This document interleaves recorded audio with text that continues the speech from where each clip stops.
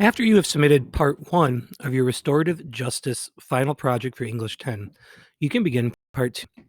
You may want to pause between parts 1 and part 2 to get feedback from me as to whether the sources you identified as credible actually were.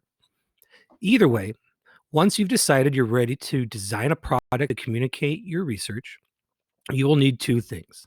1, your slideshow, which I've created one for you on Classroom, and your answers from part 1.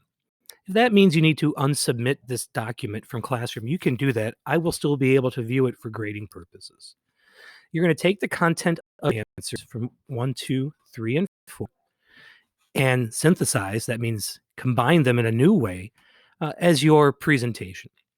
So once you know what it is you want to say, then you design the product that you're going to show us while you give your speech.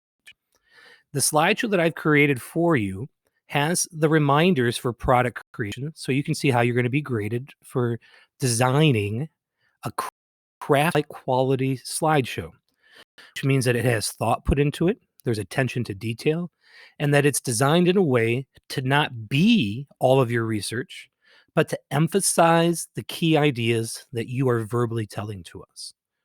So I have in the beginning of the slideshow that I created for you, product reminders, reminders of how to design, and then when you're ready to practice speaking, delivery or speaking tips as well.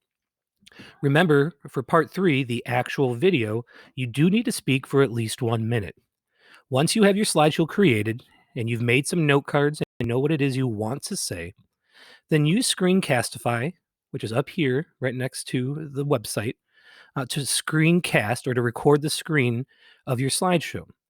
You can click Screencastify, turn it on, record just your screen, and then go to the present option in the upper corner of your slideshow.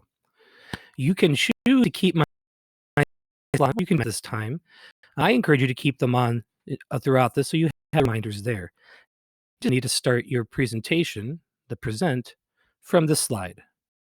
And if you have a presentation, you're fumbling around to get to your slides, that's fine too.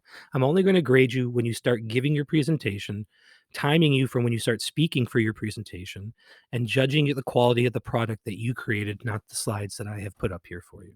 Remember, 1 minute is the minimum speaking requirement. Make sure you check the rubric as well before you decide if you're happy with your product and your speech video before submitting it.